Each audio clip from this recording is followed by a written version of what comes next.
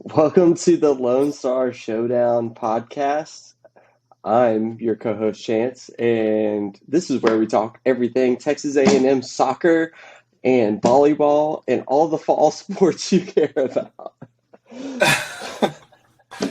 Oh There wasn't no man. football played this weekend in Aggieland, I'll tell you that much. And I'm the other co-host, Kyle, and I am having a field day right now. Don't be too happy. I mean, it's not like y'all won.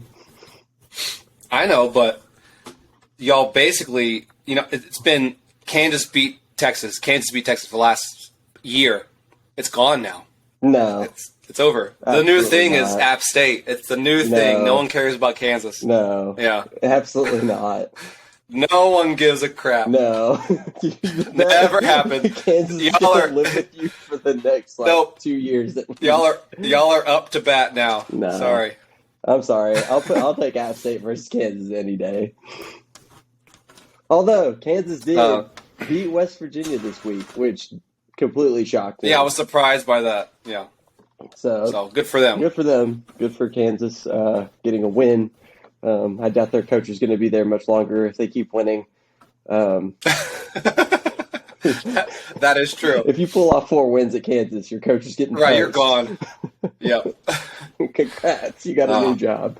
Um, so everyone's here for the App State game. No one cares Nobody cares about about anything else. any other games that happen. Well, I think we Uh, should talk about Texas versus Alabama first, because I mean oh yeah, I guess we can. that Sure. was that started off the day, and I watched that entire game because I honestly it was worth watching. There was no other game on that was that close, that was that interesting. I do like But the yeah, everyone loves it when Bama loses. So yeah, yeah. and I like the Fox broadcasting group too. I mean, guilty pleasure. It's not really like those guys aren't bad. So, are you wearing a Texas is back shirt?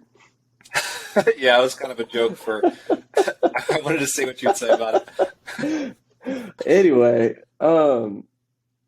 so Texas goes out and competes. Um, Yeah, I don't. I mean, I think it spoke more to Alabama than it did to Texas. I mean, Texas did an amazing job. Defense has come miles ahead of where they were last year. I don't know how many times we sacked Bryce, but it was a lot. It was. There was like 4 or 5 drives in a row where it was like a 3 and out for them, or they had to punt it. It was very different and weird, and it reminded me of the good old days where the defense was actually doing their job and we had to wait for the offense to do something. right. And poor Ewers, he was 2 drives for 2 drives getting in the red zone, and then he's out hurt. So and then you see, and once Hudson Card came in, you can see The difference. why he didn't have the starting position. Yeah, you could see The whole offense it just didn't jive with No. him. No one was doing what they're supposed to do. you could see he can't It took- release the ball downfield like Ewers could. Right. Like, I give Ewers credit where it's due. I mean, the guy really Yeah. can sling the freaking ball. He could Um, sling that ball. That drop by Worthy in the end zone at the very beginning of the game probably kill. I mean, you look at some of the mistakes that were making during that game, and Texas had a shot like throughout the entire Yeah, game to take the lead, Yeah. to take Yep. control of the game, and it just wasn't. Yeah. I mean, Yeah. that's what happens when you play Bama. You got to play like I know. you got to play your perfect you, game. You have to capitalize on every single one of those Exactly. things. So yeah, first drive, drop touchdown pass. Second Mhm. drive, Ewers gets injured. Third, fourth, fifth drive, nothing happens. There was a pass interference call that should have been called in the end zone, like on a 3rd and goal, where we kicked it instead. I think that might have been the first drive too. That missed safety from that. What everyone said was the weirdest call they've which ever was the seen. Safety, like if you look at the replay, his his shin was down. his ankles on Yeah. the ground, and Yeah. it really was a safety. Like Texas got screwed a little bit by the refs, but those are Big Yeah. 12 refs, And then so they've been doing that for years. I'm ready to get out of hey, there. I'm gonna let you Texas fans know that the SEC refs are not much No, better, they- and they protect. No, but Big 12 is known though for they fuck it up every No, game. So is the SEC. Yeah. You talked to Mississippi State fans last year when Memphis caught got their punt return. It was down, but he literally picks the ball up and runs it into the end zone. And they call it, and the SEC refs called it a touchdown against Mississippi State. Man. Or Hey, as long as it happens equally throughout all the teams, I don't care if they suck. It is. Damn it! Hey, if those were SEC refs, Bama would have beat y'all by a lot more. They protect their investment. Their top guys. Everybody knows that Bama and Georgia get all the calls. Oh, and A&M got screwed by those Georgia calls back in 2019. I haven't forgotten the holding calls that were blatantly missed on that game. 19-17 finish. Yeah, no, we are very experienced in the shenanigans of these SEC refs. Well, that makes you feel better. Yeah. A lot of missed holding calls. We missed a field goal. Luckily, the new kicker redeemed himself and made like 2 or 3 more after that. But just if one of those would have just gone our way, would have been a totally different game. Or last drive, I think 3rd down for Bama, and we blitz and Bryce does what Bryce does and just moved his hips and he just went flying out of the not even close. So I was like, that's like some talent that I don't know what he was doing. It's a sick NFL move where the quarterback he's in his protected stance, but then he leans forward. I mean, has all his body weight straight forward, and that corner basically just melts off of him. And then he's just like, that's a quarter blitz. I'm gone. I know there's nobody on the outside right there. He moved like this, and he just flung right. It was beautiful. I mean, I hated it, but it was really good. And I was like, damn it, that was the game too. So many chances. It shows you why he'll be playing on Sunday next year. Right, for sure. He definitely has it. But Ewers has it in spades too. I mean, Ewers. But I don't want to give him too many compliments, but the kid's got a Josh Allen type cannon. He can sling the rock. Yeah. So I mean, props to Texas for doing a good job in covering and making it close and almost winning. But I mean, I think this really opened everyone in the SEC's eyes. The SEC West is up for grabs from anyone. Arkansas could have a chance. I don't know about anyone. Bama looked very beatable. Bama looked very beatable. So yeah, I tweeted that out during the game. I was like, I think the blood's in the water. I think you can see that. But the thing is, though, Bama has this also thing where they get in a tight one, or they lose to an A&M, and then they just wreck everybody else. Well, right. I was saying he's going to be yelling in practice for the next week, and they're going to come out and just destroy whoever they're playing next week. Yeah, that's what they'll do. Well, see, so since we're talking about next week already, I also want to mention that I thought that there was never a better kicker name than Auburn to upset Alabama. That would have been just storybook. I know. It would have been, it would have blown up. Auburn beats Bama in Austin. That would have been too perfect. But since we're talking about you would have seen the headlines: Auburn beats Bama. Yeah, that'd be cool. So since we're talking about next week, what's the update? I haven't been paying. So for any of y'all that don't know, I got COVID last week, and that's why we didn't have an episode. I'm better now. Still have no taste, but whatever. What's the news on Quinn Ewers and Hudson Card, who was limping severely at the end of that game? They're saying everything I've seen is 4 to 6 weeks. He possibly could be back by Oklahoma, but they're saying he's day to day. Yeah, so when I saw the injury, it looked like So he goes down, which I don't think was a dirty tackle at all. If you go back and look at it actually wasn't. It wasn't what game was that where it was called the most targeting target of ever called, where the guy just leaped into the no. It happened last week. I don't know which team it was. Oh, I do remember that. It could have been LSU, Florida State. I'm not sure, but someone just headbutted the shit out of the quarterback with their leading with their helmet, picked him up off the ground. It was the most targeting call that anyone's ever had. It wasn't one of those. No. Yeah, it was. No, it was an unfortunate way he came down. Ewers goes a little airborne, gets wrapped up by a big dude, and gets carried to the ground and dragged on his shoulder, which From the Right. moment I saw it, I broke my collarbone before. I was like, Yeah. he snapped his collarbone. Like that's going to be 2 months at least. And Yeah. good thing, thankfully, it's not. Right. I think last time I read, it was like somebody said it was an AC joint or something like that. I mean, 4 to 6 weeks is good news for y'all if y'all can Yeah. Yeah. It's not terrible. So if y'all I was thinking, crap, he's out for the season. We're done. yeah.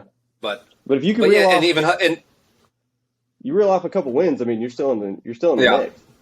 and even Hudson Card was like limping the like fourth quarter. Yeah. So he's day to day too. I'm not sure what his ankle injury is or his foot injury is exactly, but our third string Charles Wright might actually have a good chance of starting against UTSA. So Who is? I have never seen him. Charles Wright. He's the third string. Yeah, he's from Austin. Yeah, Isn't he? yeah, Austin High. Yeah. I haven't seen him play. He hasn't thrown a pass yet, but he has did mop up duty for 2 games last year where he just handed it off to the third string running back or whoever it was. So it could be Austin Wright. So maybe Malik Murphy. No, Sark said he's not well. He's injured, he's sick, something. He said he's not healthy. Oh, okay. So he's off the table. So it's basically a crippled Hudson Card mixed in with the Charles Wright, redshirt freshman Charles Wright. Yeah. So it'll be a weird game on Saturday. or it could be a walk on, which. Whew. Yeah, it's luckily we have one more non-conference game before we go into conference. So maybe But this isn't an easy. get him some exposure. I know it's the meat meats. UTSA is real. I know. Yeah. And Jeff Traylor Yeah. could very well be one of our coaches in the next 2-3 years. Yeah. So that sucked for, and even Bijan's injured. He's day to day also. I'm not really sure how long he'll be gone, but he probably won't play Saturday. So Probably resting up. That was something interesting that I got out of the Bama game is that Bijan was very stifled. Aside from that one pass that he wheeled out and came towards the sideline, where he made a great catch. I'm not going to take that away from him. But coming out of the backfield, he was really stifled. I didn't expect Bama to let the wide receivers run wild and Bijan just stay silent. I thought if Texas was going to win this, Bijan Robinson was going to have 150 yards rushing. Right, yeah. He got all of his yards were after contact. Yeah. Luckily he was able to just grab 2 or 3 yards every time. But yeah, they were on him the second he had the ball. And it really spoke to their DBs. They didn't really cover that well. Xavier was doing whatever he wanted. Too bad Nair was injured. That would have been a fun double matchup. Whittington was killing it. Yeah, Whittington, when he's healthy, he is one of the best receivers we have. He was when he's absolutely healthy. killing it. He's still healthy. Just so finding ways to get knock open. on wood. Yeah. Can't believe he's a senior already. Ridiculous. Gotta do it sometime. So I was there in person. It was a great game. Lots of ups and downs. Very exciting. Looking forward to everyone getting healthy again. Did you leave the stadium with the smile on your face? Yeah, it sucked. I was like, oh, nuts. But it wasn't I'm depressed. I want to go drink a bottle of Jack Daniels and just forget everything. It was just I'm chilling, having some beers. Yeah. Watching other football games. It wasn't it. I'm just that's what I wanted anyway. I was like, as long as we keep it respectable, I'm fine. It's Bama. It's number 1 Bama. I was the same exact way leaving the Clemson game in 2018, where A&M lost by 2. And was that the one where they fumbled it in the end zone? Yeah, where he didn't fumble it in the end zone. They said he did. That was the game, though. Yeah, that was the game. That's the one. Somebody else brought that up, and I made a tweet, and I was like, "Oh, I've never seen so much moral victory coming out of Austin." And I make the joke because everyone's always like A&M moral victory, whatever. Every team does moral victories. Yeah, so everyone does it. But you got to have something. Else brought that up. They were like, well, how'd you feel about the Clemson game? And I was like, you know what? You're right. I left that Clemson game and I was just like, I'm upset that we lost. Of course, who doesn't want to win? But I did not leave that game man, Jimbo's overrated. fuck this. Da-da-da, Right. You know, No, like, no. I was Yeah, excited. when I was for the watching that future. game, Like, yeah, when I was watching that game, I was texting my brother and my friend. I was like, "Shit, the Aggies are a real football team this year. Yeah. They should have and almost did win that game. Yeah, they're actually good this year. So The good news is we didn't was- have to play Trevor Lawrence, so that game probably would have been a lot different. yeah.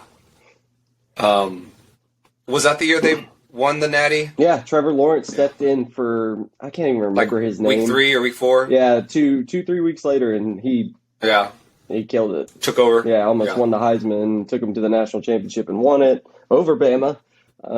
Yep. So, all right, well, let's Okay, just so go rip the Band-Aid off. We're all ready for this. I had to do it last year with the Kansas game. Oh my Let's God. let's hear your thoughts. Let's hear your thoughts. I thought COVID was going to be the worst thing that happened to me last week. It turns out it was up. COVID still sucks. I mean, don't let anybody tell you anything Right. different. That was like the worst I've felt in a while. But watching that Aggie game while having COVID was even worse. Because I had nowhere else to go. I just had to sit in my little corner and keep watching. Yeah. Were you even like able to drink or just not No. in the mood for it? No, dude. Oh, damn. I still don't have a sense of taste. You watched that game sober, and sick. Yeah. Just Rough. I was supposed to be at the game, and thankfully I wasn't. Oh yeah. Yeah, I'm just sitting in my little corner like, this sucks. TV sucks. Football sucks. Oh man. So kickoff happens, and I'm like, all right, slow start. And then I'm just watching this defense just get their ass kicked on the line of scrimmage. And I'm just like, I don't get it. And our linebacking core, we definitely thought that was going to be an issue coming into the season. And maybe that's the issue. Your defensive line is supposed to you can have some good run stoppers on your defensive line, but a lot of the time you want like a solid, back 2, back 3, depending on what you run, of linebackers, and A&M's just, they don't have it. And this 225-pound running back, Peoples, like, I knew about him coming, I knew about all their running backs coming into the season. Most of these guys played at Power 5 programs. And, man, they're just getting their ass kicked on the line of scrimmage all day. And I'm like, I have no explanation for it. I'm like, just stop them. Like, but the thing is easy math. If you have 4 downs and you're going to run it all 4 downs, how many yards you got to get? Like 2.5. 2.5. And that's what they did. That's what they did the whole game. It was literally, okay, we're going to run the ball. That's first down. 2 yards. That's why you only ran 38 plays. Like, they had the ball. Like, I feel like every time I turned on the TV, it was like, they have the ball again. Yeah. Still. And that's what Jimbo was great at in the past couple of years. Like, that's one thing I noticed that Stark had a deficiency in last year was time of possession. His offense was so fast that they were either scoring too fast or they were turning the ball over too fast because they throw so much. It's what Kevin Sumlin killed A&M's offense with. And Jimbo had and if you look in the past 4 years, Jimbo's been in the top 10 of time of possession in three of the 4, I believe. Last year I think he was in the top 10. And then the year that A&M was in the 2020 year, A&M was 4th in time of possession. The 2019 year, A&M fell back out of the top 10, I believe. And then the year that Jimbo arrived, the 2018 season, where Travion Williams had 1,600 rushing yards, we were 4th in time of possession. So Jimbo wants to control the ball. He ran 38 plays. 38. To 82. That's less than 10 a quarter. That's awful. That's like 9 a quarter. That's insane. He's getting the ball, and without a Devon A-Chain, I think it was either a punt return or a kick return. I think it was a kick return for a touchdown, because I remember we get the ball back. A-Chain takes it back. It's 14-7 at that point, and they just had the ball for 9 minutes. Like, literally, it was 9 minutes. I watched the clock. I was like, what the hell is going on here? And A-Chain's like, the hell with it. I get the ball, takes it all the way to the end zone. I'm like, it's great. I'm glad you tied up the game, but that's probably the worst thing you could have done for this defense. They just got off the field. The defense was out there for 9 minutes doing I don't know how many third downs, and then 20 seconds later, let's go back out there, guys. Let's go back. All right. Well, at least the game's tied. Again. Yeah. But yeah, I was just like, damn, that was probably the worst thing you could have done. But I'm glad you scored. But shit. Yeah. And that was Texas last year, and in the second half, their defense was on the field the entire game. I was like, these guys, there's no way they can stop anything. They're exhausted. They're done. And it's for the also day. because Haynes King's not executing. The guy has passes that are, wide open, and he throws the ball behind the wide receiver twice. He overthrows Chris Marshall on a seam. Evan Stewart gets the ball, tries to do too much and fumbles. Fumbles it, yeah. The game was just terrible to watch. The offensive line was just getting murdered. I watched Reuben Fothery, who made who's the linebacker for Will Anderson for Alabama? He made Will Anderson his dog last year in that Alabama game. A freshman, Reuben Fothery, right tackle, made Will Anderson look like a dog last year. And then I'm watching this Appalachian State game, and Reuben Fothery is literally it looked like a blooper reel of some in the air, getting airborne. Uncle Phil just chunked that motherfucker out the front door. I was just like, what the hell? You just let some scrub from fucking Appalachian State just throw you out the door like Jazz? Yeah. I just didn't get it, man. I still can't explain it. I've rewatched the game. I put myself through that torture. I rewatched the game.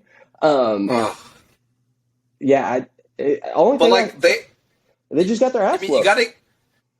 But you gotta give it to Appalachian State though. A way a team like that can beat a ranked Power 5 team is they have to do that crazy clock management stuff. They got to run the clock. I'm sure that's all they practiced was clock control, little runs all week. Yeah. Just trying to milk it because they had no other chance either way. And you see that the funny thing was A&M would get them down. They'd run a 3-yard run on first down. Second down, Chase Bryce tries to throw it, misses a pass. And then you're like, oh, well, the defense, you could definitely tell they're like, oh, they got to throw it now. Here, we got them. And then they're like, nope, inside handoff. And then we're going to get it to 4th and 1. And then we're just going to run it again and convert it because you're just not going to stop us on 4th and 1. And they did that multiple times. In one drive, they did it 3 times. I was like, they're not going to convert 3 4th down conversions in one drive, are they? Yes, they are. They are going to do that to you. They're just going to out physical you on the offensive and defensive line all day, and I have no explanation for you. I just really don't. It was pretty eye opening. I think the offensive line definitely can get better because Bryce Foster was out with mononucleosis. Is what I was told was mono. He's supposedly back this week, so that'll get better. I think that there may be some reshuffling on the offensive line. Maybe it worked last year. Last year's offensive line started out terrible, and eventually they got it together. It took 2 losses. I hope we don't have to do that again because another loss before Bama. It took 2 losses, then we got to Bama and somehow put it together, and then they scrapped that offensive line and kept moving around. Who do you have after Miami? Oh, after Miami, Archie? we go Archie, and then we got so Archie and Arlington, at Mississippi State, at Alabama. Then we have a bye week. Then we're at South Carolina. We don't come back. Oh, yeah. We don't come back to Kyle. So after this week, we don't come back to Kyle Field until Halloween. Holy crap. Yeah, no, we got screwed by whoever makes the schedules in the SEC this year. Absolutely screwed. Holy crap. Yeah, that might be one of the worst schedules I've ever heard of. Yeah, literally, that sucks. We don't play at home. So if you don't count Arkansas if you count it as a neutral site or an away game, we don't play at home after Miami for 4 weeks. Where's Florida? Florida will Like Kyle, be in, or so once we come back to Kyle Field, it's Ole Miss at home on Halloween weekend. Then we have Florida at home the next week. oh, okay. And then Well, that's good. I believe we go on the road at Auburn. Here, I have my schedule right here. Yeah, we'll go on the road against Auburn, and then UMass at home and close with LSU at home. So we have a good close to the season Yeah. at home. And Auburn, they're hit or miss. Depends on what day you catch them. Yeah. I'm still pretty confident about the season. If they can get that, so Oh yes. good. My next question was where do y'all go from here? Like, what would you like to see the next week, 5 weeks, and like, what are you expecting to happen? Okay, Like, so are they going to turn around because they're embarrassed, or are they just like, oh shit, this is going to happen a lot this season? Like, which direction do you think they're going? I have no clue. It could go You either know. way. So I'm hoping Right. that it's obviously Obviously, the The better last one. I'm hoping that I mean, the report's out. Max Johnson is practicing with the ones with Haynes King, so they're both with the ones. I guess the competition's reopened, and I'm hoping Max Johnson steps out on that field this Saturday. Yeah. I would be disappointed if Haynes King came out. If he came out for one or two drives and then they were just like, this just ain't it, and then he gets benched, I'd still be okay with it, as long as they don't give up like 2 touchdowns in the process. right. I want to be competitive in this game this weekend, and this is one of those games now that, like, honestly, Miami could sleep on A&M. Like, A&M's down big, Right. and Right. I think you have a good chance of performing well since you just lost. That's usually what happens. You play better after you like get a wake up call. So, But they could unluckily also for lose. Miami, all right. but, I mean, Well, yeah, you're right. That he could come out with Haynes King and just keep him the entire game and have everyone be mad at him and just say whatever. I think I'm right. yeah. 'Cause our last coach used to do that kind of stuff where he would just choose his own agenda over the teams sometimes, and in those kind of situations. I'd be concerned if Haynes King came out and stayed in. I hope Max comes in, and I want to see Max what he does. I'm thinking if Max comes in, takes over, wins this game, and then gets us. So we have a 3-game road stretch. If he can get us through that road stretch 2-1, like Arkansas, Bama, South Carolina. South Carolina doesn't look great. Spencer Rattler. I mean, let's say what it is. Like, I think Spencer Rattler's a great quarterback, but he went from a very QB-friendly offense in Oklahoma that had all the weapons and stuff that he needed to a South Carolina where they don't have those kind of weapons, and you're playing against defenses that are much better in the SEC than the Big 12, in my opinion. You're just not going to go out there and pick on, he plays in the East, so he does have a Kansas. Vanderbilt is there. But I don't see it happening. I don't see Spencer Rattler. I don't see South Carolina beating A&M this year. We've beaten them, I think, 8 times in a row at this point, so why not make it 9? So that means I need Max Johnson to go 1-1 versus Bama and Anarchy. Or Mississippi. Oh, okay. Oh, Mississippi And State. then- That's who I forgot. There's 4 road games. So shit. If he goes 1-2 against those 2 teams, it's going to be a rough end of the season because then you come home, you got Ole Miss, Florida, Auburn on the road, and LSU at home, and that's a hard ask for 4-0. So that you're looking at what if you go 1-2 against Arky, Mississippi State, and Bama. If you want to throw in South Carolina in there, and you go, 2-2 or at worst 1-3, you're already at a 4-loss season.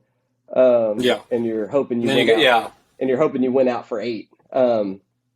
At that point, that's a hard ask. Yeah, it is a hard ask. But if he does it, if he comes out and he wins 3 of those 4 games. Of those 4, I want to see Max. I can't wait to see him through the rest of the season. Like, I'll be so excited. If we come out of that and we're 1-3, I want to see Connor Wegman.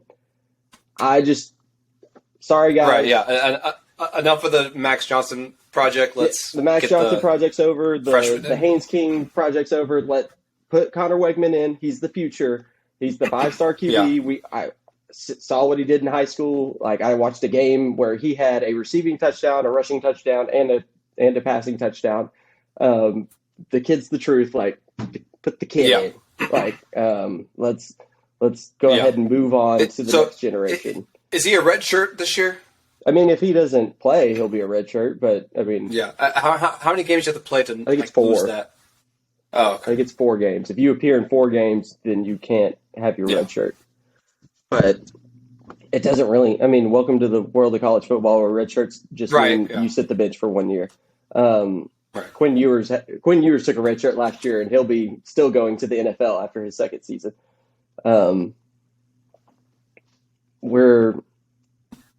I don't know. We're at this point in the crossroads where you need the Max Johnson or the Haynes King experiment to work, and you need to go. I mean, shoot, I counted Miami as a win. If we lose Miami, you still have that road test ahead of you. So I mean, you need that 2 losses in a row and then 4 road test games. Yeah, that's rough. Yeah, no, this season could get really bad really fast if they don't make adjustments. Hey, Texas last year was just beating TCU. They were 4-1. I was like, here we go. Then 6 losses in a row. Yeah, like it was out of left field. I was like, we're at least gonna, worst case scenario, we'll split these next 6 games, and I was not expecting 0-6. So it is possible for it to get worse and worse and worse. Oh no! So and hopefully for y'all it doesn't, because that's not fun. Welcome to the transfer portal / NIL recruiting era. If it gets really, really, really bad, you could lose a lot of that historic number 1 class that just signed. Right, because with the transfer portal rules these days, could Spencer Rattler just transfer to Northwestern in next month and play for them this year, or does he have or just have to wait till the year's over? Well, I mean, I think isn't he? Oh, he's not out of eligibility, is he? No, he's in year 3. So it just depends on as far as I'm aware, the rule hasn't gone away that you have 1 free transfer, kind of scot-free. But I know that no matter where you transfer, you have to get approval from the NCAA. If it was your second time, you'd have to get approval from the NCAA and the previous school that you'd be eligible to play. That's what Brew McCoy is going through right now. Started at Texas, transferred to USC, had some off the field issues at USC, and then he applied to a transfer to Tennessee, where the NCAA almost didn't approve his eligibility for this year. And USC came out and they said, we haven't done anything to block him. We said he's free to go. And the NCAA was going to not let him play, but then they ended up letting him play. It's just, I don't know. It's just, Spencer could transfer again. I mean, nothing's going to stop him from doing that. Max Johnson could transfer again. I mean, I see a world where if Max Johnson doesn't perform like he did at LSU, and Connor Wegman does come in, he is going to transfer. He's going to say, all right, well, to hell with this. I'm not going to stick around. Probably take his brother with him. You're right. I mean, I'm just being honest. I don't want to see his brother go. His brother's one of the best tight ends in the country out of high school last year. And so, I mean, of course, I don't want to see a recruit go, but if his brother's going, I don't expect both to stick around. It's going to be interesting to watch. A&M has everything to gain ahead of them. They haven't lost an SEC game, so we're still in the hunt for the SEC West. I mean, Vandy's in the lead right now, right? I believe. Have they played a conference game? And they have the most wins? No. They haven't played a conference game. I actually think Arkansas is in the lead because they beat South Carolina this last weekend. So they're the only. So Arkansas is first place in the West. Arkansas is first in the West. It's like their first time since like 2006, probably. Yeah. Hey, that was a good year for them. Darren McFadden and Felix Jones. I was at that Ole Miss game. That was a hell of a freaking game. And the team. That team was awesome.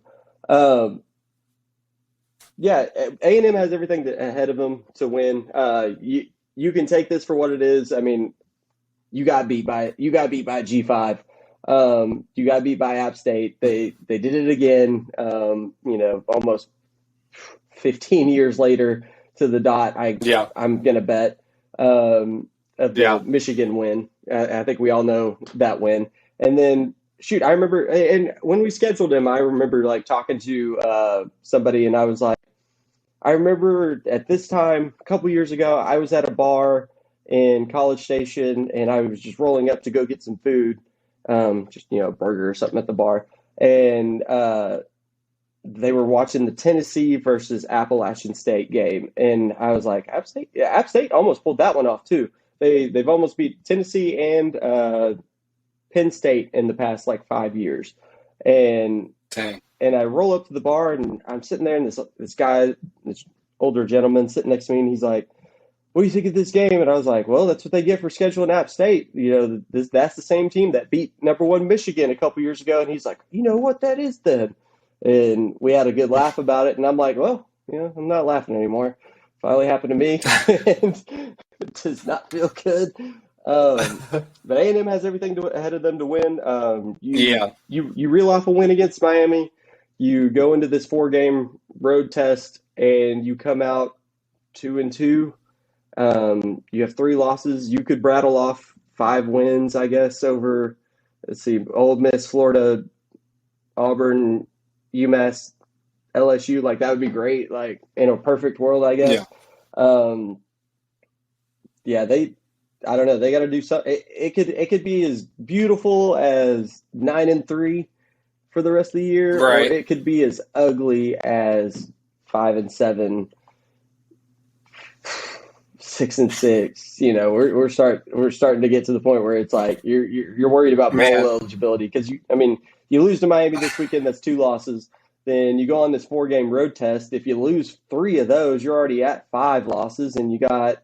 Right, and then you can't lose 2 in the next 6. Yeah, or 2 in the next 5. It's gonna be rough. Hey, enjoy the roller coaster. Welcome to college football. Secure your hat and belongings and enjoy the ride. I just went through it. You can do it. You can get through it. I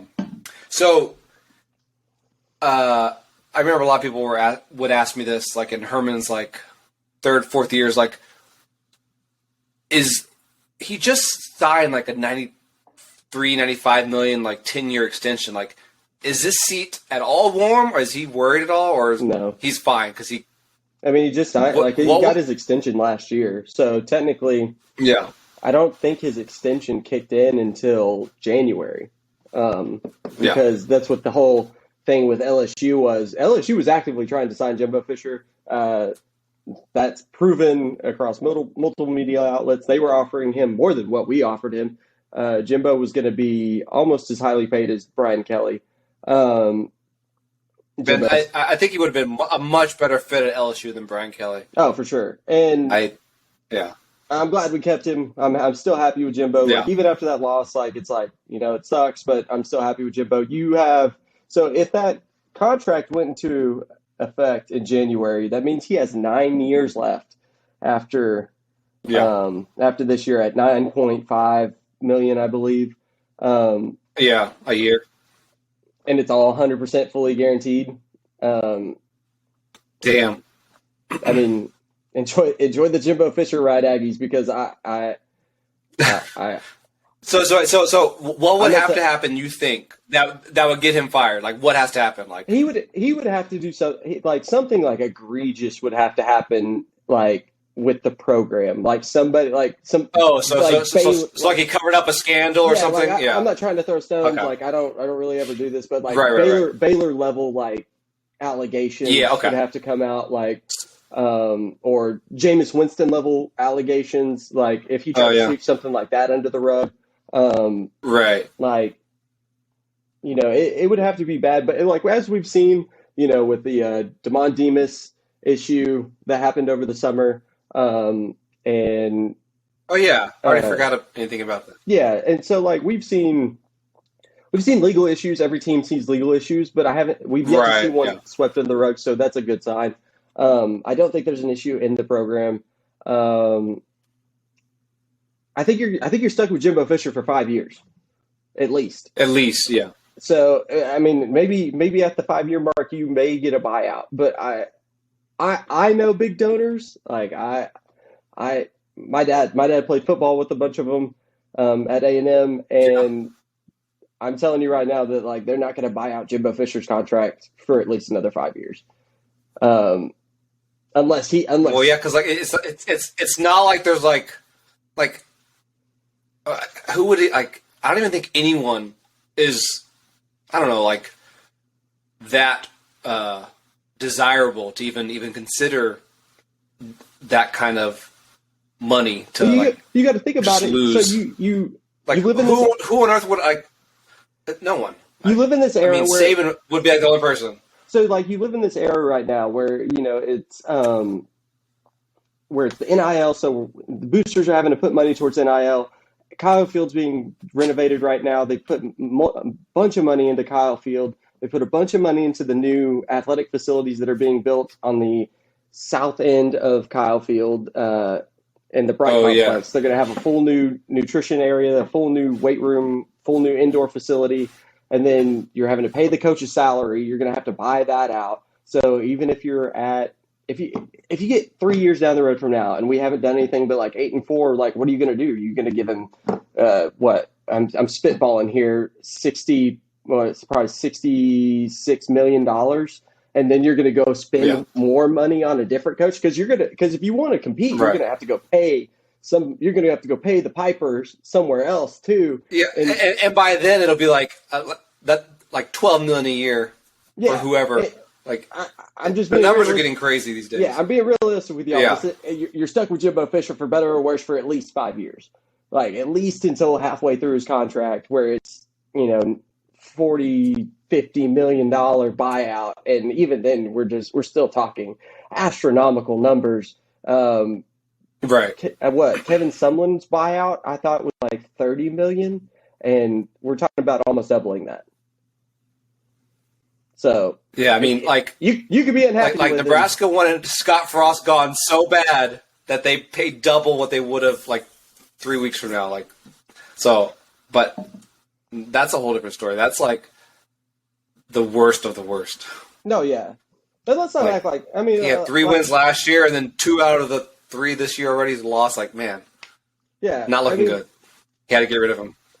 Jimbo did not start with Johnny Manziel and Mike Evans and one of the greatest offensive lines in college football probably in a while. Like, I mean, that entire Yeah, offensive line that Kevin Sumlin was gifted had NFL talent across the whole sheet. Um, and Jimbo started with a team that Sumlin gave him that was a 7-6 team that lost the Belk Bowl to a terrible Wake Forest team, and he brought it up, like he literally raised it to that. Say what you want about the 2020 COVID season. I think that team is still 11-1 at the end of the year with one loss, probably to Bama. Like you have a team, Kellen Mond, an offensive line that didn't give up. I think they gave up 2 sacks the entire season until the bowl game. Um, yeah, uh, 2 great running backs in Spiller and A-Chain. Weidermeyer was still playing pretty decently. Like I thought that team, like I had high well, yeah. hopes for that team I going guess you're right. into the year. They played all SEC teams and they went 9-1. So Yeah, if that was a regular year, all they would have left to play would be like two two G5s and two FCS. G5s And at that's it. FCS. Or two. Yeah, So yeah, you're right. They would have had to have gone yeah, 11-1 because yeah. but And, yeah. and even at worst, So yeah, you're right. even at worst, they may go 10-2. Like who's really? Yeah. Am I crying over 10-2? Absolutely not. Like absolutely not. And Right. last year, yes, I expected drop off. I expected I didn't expect the. I mean, I didn't expect it to like. I didn't expect the drop off in certain teams. Like I didn't expect to lose to Mississippi State. Arkansas looked pretty good, so that was a. I don't know.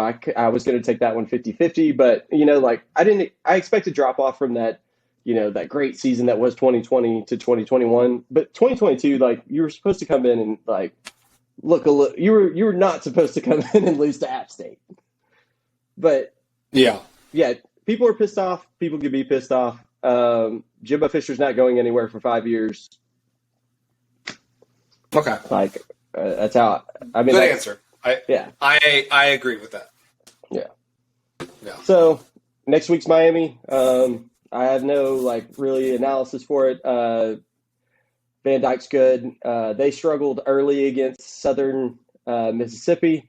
It was 10-7. Miami had the lead 10-7 at the half against Southern Mississippi last weekend, and I was sitting there, well, this is great. If A&M comes out and they look great, then we could really take advantage of Miami. Nope, A&M looked like shit the whole game instead of just a half. Miami eventually went on to win like 30-7 or some shit against Southern Miss. So Miami's coming in. They look pretty good. Mario Cristobal's their new coach. They're going to have a lot of hype behind them. There's going to be a ton of recruits in, so I'm hoping A&M, impresses in front of them because that'll be great. Got to see who's coming out at quarterback. I mean, that's just you got to see who's coming out at quarterback. Yeah. You got to see if the offensive line's finally going to get their shit together. Price Foster's back. McKinley Jackson on the defensive line's back. Jalen Jones is back at corner. We'll see. I mean, you got a long road ahead of you. If you're going to start winning, you got to start now. Yep. Agree. So we already did Texas UTSA, so I think it's winnable even with a third string who hasn't really thrown. So as long as our defense plays like they did last week, I saw this quote where Sark said, "What we just did is the new I don't know what he said. The new, not like the new like normal, but the new expectation for each game." So I'm hoping they keep that. If you put out that same defense, if you put out that performance every game, y'all are going to go far. Y'all are going to reel off some wins. Yeah. If y'all can get some quarterback help back there, y'all reel off a lot of wins. That's my only concern with Texas right now. Y'all lost y'all's golden goose for half the season. I know that. Then nobody takes. I mean, you take QB1 out of almost every team in the nation, and that's going to affect your team. We'll see what happens with Texas. If Hudson Card's able to play, maybe. I don't know. Maybe you reel off a lot of wins. Maybe you come out of all this maybe unscathed or have one loss. I have no idea with Charles Wright. We'll see. Right. Me neither. So, but well, I think that's a good stopping point. Thank y'all for listening. I know we talked a lot today. Obviously we weren't able to talk last week, so we're just basically going a little bit longer today because of that. But great to see you, Kyle, from your mom's basement. Yeah, man, too bad you had COVID. I was gonna grab a beer with you. I know. I was gonna meet you at one of the breweries, but man, I was. Yeah, it would have made a good pick for Twitter. Well, maybe you can come down next for another game next year. time. Yeah, next time. We'll see. Okay. All right, y'all. Well, thanks for listening. That's it, everyone. I hope if this ends up on YouTube, I hope y'all enjoy the new format. Hopefully nothing goes wrong. But thanks for listening. Like, subscribe, comment. But enjoy the games this weekend. We look forward to seeing y'all next week. Hook 'em. Gig 'em.